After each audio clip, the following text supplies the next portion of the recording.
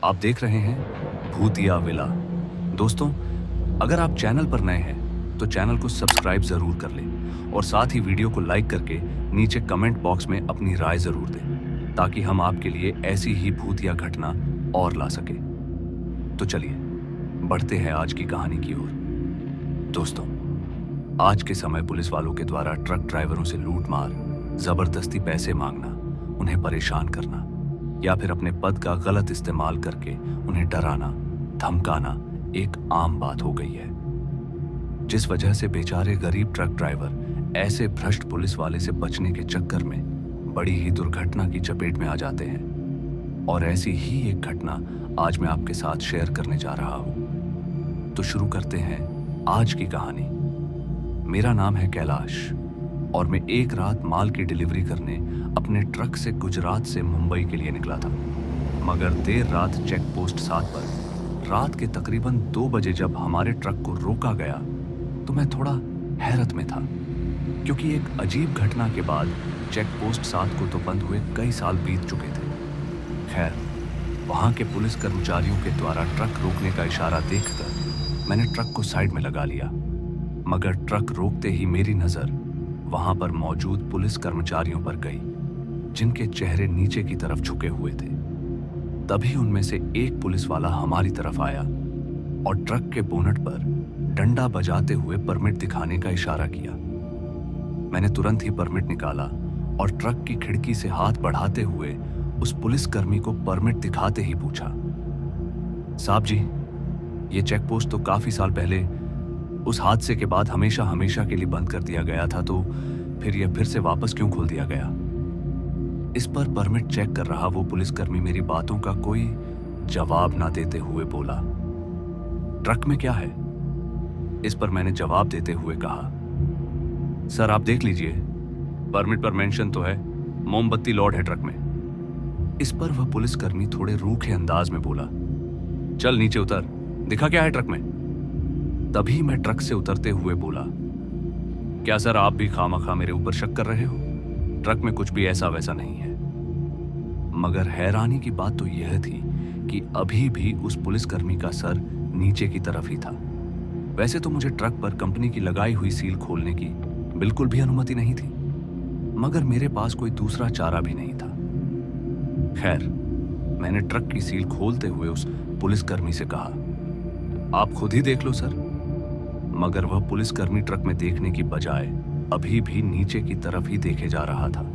और जब मैंने कहा, सर थोड़ा जल्दी करो, मुझे लेट हो रहा है, आगे माल जल्दी डिलीवर करना है, तो वह पुलिसकर्मी मुझ पर भड़कते हुए बोला, देखो तुम्हारे पेपर पूरे नहीं हैं और तुम अब आगे नहीं जा सकते। यह बोलकर वह दूसरे पुलिसकर्मियों के बीच जाकर कुछ बात करने लगा, जिसे देखकर मैं भी उसके पीछे पीछे उन पुलिसकर्मियों के बीच जा पहुंचा। मेरे उनके नजदीक जाते ही वह सारे पुलिसकर्मी एकदम से चुप हो गए। इससे पहले मैं कुछ उनसे पूछता कि उनमें से एक पुलिसकर्मी ने अपना सिर झुकाए हुए मेरी तरफ बढ़ा और मेरा हाथ पकड़कर जबरन सामने बने सरकारी क्वार्टर की तरफ मुड़ते हुए ले जाने लगा। हालांकि मैं लगातार चलते हुए उससे पूछे जा रहा था कि आखिर बात क्या है, मुझे ऐसे क्यों रोका जा रहा है। मगर उस पुलिसकर्मी को मेरी किसी भी बात का कोई फर्क ही नहीं पड़ रहा था। आखिरकार मुझे उस पुलिसकर्मी एक क्वार्टर्स में बंद कर दिया।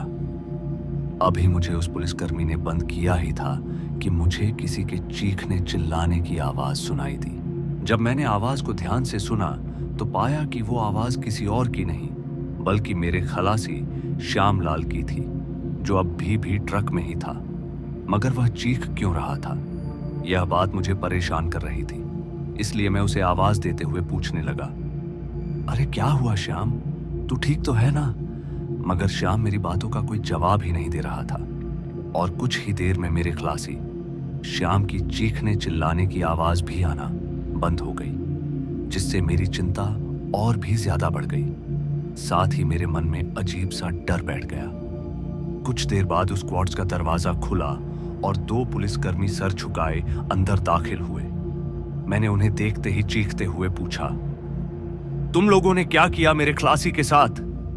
इस पर उन दोनों पुलिसकर्मियों ने बिना कुछ जवाब दिए मुझे पकड़कर उस क्वार्ट से बाहर ले आए।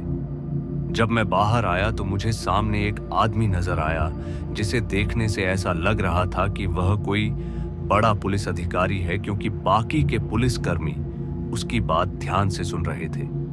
और जब मैं उस बड़े पुलिस अधिकारी के पास पहुंचा तो मेरी नजर उसके हाथों में मौजूद मेरे परमिट पर गई, जिसे देखकर मैंने तुरंत कहा, साहब जरा देखिए ना, आपके लोग कैसा व्यवहार कर रहे हैं। परमिट दिखाने के बाद भी जबरदस्ती मुझे यहां पर रोक रखा है। ये बोलते हुए मैं आसपास मेरे क्लासी श्याम को भी देखने की कोशिश कर रहा था, मगर श्याम वहां कहीं पर भी नजर नहीं आ रहा था। इससे पहले मैं श्याम के बारे में उनसे पूछता कि वह बड़ा पुलिस अधिकारी अपने पुलिस कर्मियों को ऑर्डर देते हुए बोला, इसकी आंखें फोड़ दो। उस बड़े अधिकारी की ये बात सुनते ही मुझे एकदम से गुस्सा आ गया और मैं गुस्से में ही उन पुलिस वालों से बोला, यह क्या गुंडागर्दी मचा रखी है तुम लोगों ने? पुलिस वाले कम और लुटेरे ज्यादा लग रहे हो। मेरे इतना बोलते ही किसी ने पीछे से मेरी गर्दन दबोच ली, जिस वजह से अब मैं हिल भी नहीं पा रहा था और साथ ही मेरी आंखें बाहर की तरफ आने लगी थी। तभी उसने मेरे को नीचे पटक दिया, जिससे मेरी आंखों के सामने एकदम से अंधेरा छा गया। फिर जब अंधेरा छटा तो मैंने देखा कि वह सभी पुलिसकर्मी मुझे देख रहे हैं और इस बार मैंने उनके चेहरे देखे जो बहुत ही भयानक थे। मैं बिना सोचे समझे चिल्लाते हुए वहां से भागा, मगर मैं चेक पोस्ट 7 को पार करते ही किसी तेज रफ्तार गाड़ी से जोर से टकरा गया और टकराते ही मैं वहीं बेहोश हो गया। फिर जब मुझे होश आया तो मैं कुछ लोगों के बीच में था और मेरे सर और पैरों पर पट्टियां बंधी थी। फिर जब मैंने उन लोगों को यह बात बताई तो उन लोगों ने मुझे पागल समझ लिया, क्योंकि वह भी उसी वक्त वहां से गुजर रहे थे, मगर उस वक्त वहां पर कोई चेक पोस्ट नहीं था। अगर होता तो उन्हें भी रोका जाता, मगर उनमें से कोई था जिसे मेरी बातों पर विश्वास हो गया था।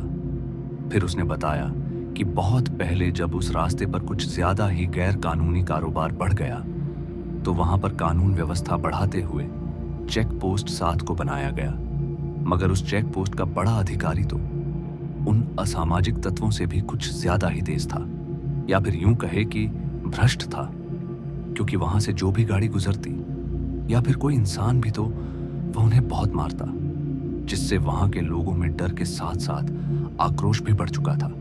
और एक रात पता नहीं कैसे उस चेक पोस्ट के सभी पुलिसकर्मियों की हत्या कर दी गई। उन सभी को भी बद से बदतर मौत मिली।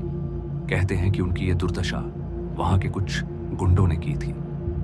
उस हादसे के बाद कई बार उस चेक पोस्ट को बंद और खोला गया, मगर पता नहीं वहां के पुलिसकर्मियों की या तो मौत हो जाती है या फिर वह नौकरी छोड़ देते हैं। खैर, इसके बाद में वहां से तो आ गया, मगर फिर कभी भी ना तो मेरे ट्रक का पता चला और ना ही मेरे क्लासी श्याम का, जिसका मुझे पूरी जिंदगी भर दुख रहेगा, क्योंकि काफी सालों से एक साथ ट्रक चलाने की वजह से हमारा रिश्ता एक भाई के समान हो गया था। तो दोस्तों, आज की इस कहानी में बस इतना ही, और मैं आपका दोस्त जल्द मिलूंगा एक ऐसी ही और डरावनी कहानी के साथ। धन्यवाद।